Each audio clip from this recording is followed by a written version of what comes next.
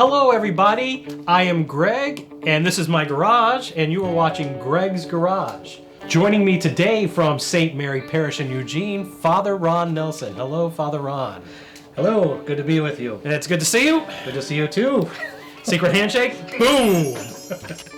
I am so blessed to have a wife. She was born as a Catholic, so she's a cradle Catholic. I am a convert. So today I'd like to talk to you about marriage. My question to you is, why did we even have to get married in the first place? If it ain't broke, why fix it?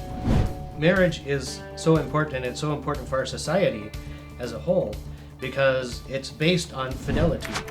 That marriage is for your whole life, together until death do you part. It makes healthy children, healthy families, it makes healthy society.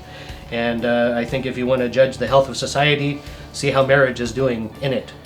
Marriage is a sacrament, and therefore you receive grace.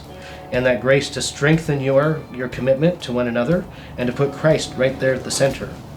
And so marriage is a vocation. It's a calling to holiness. And that's why you would want to get married, why you'd want to have that sacramental marriage, so you can put Christ there right at the center.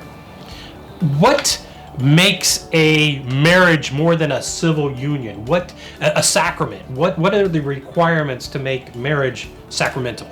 Okay.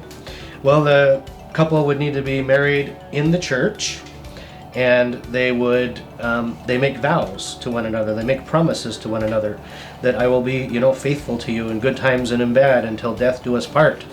And so it is a union that is meant to be permanent.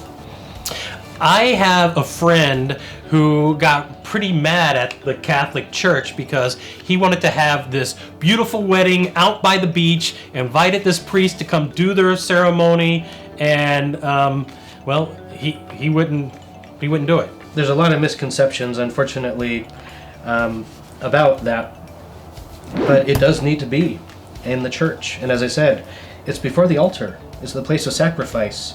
And so, as Catholics, when we come forward to receive the Eucharist, it's on that altar where that happens. And so having your marriage there in front of the altar reminds you that this is a union with Christ. That it's going to involve sacrifice in the sinful world of ours, because that's what love involves, is sacrifice.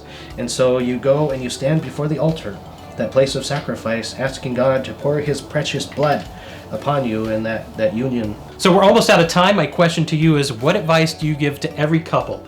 Don't live together before you're married, because you have to practice that self-control, that discipline ahead of time. Otherwise, you're going to have to learn it in the midst of that relationship with one another, because you're starting things upside down. Live separately. Make sure you're not engaging in the marital act before you're married, and really do it the right way, doing according to God's law. You want to protect one another's integrity, protect one another's purity of heart, and that's the best way to do it, is to live separately and do it the right way. That is all the time we have today for Greg's Garage. Until then, I will see you in the pews.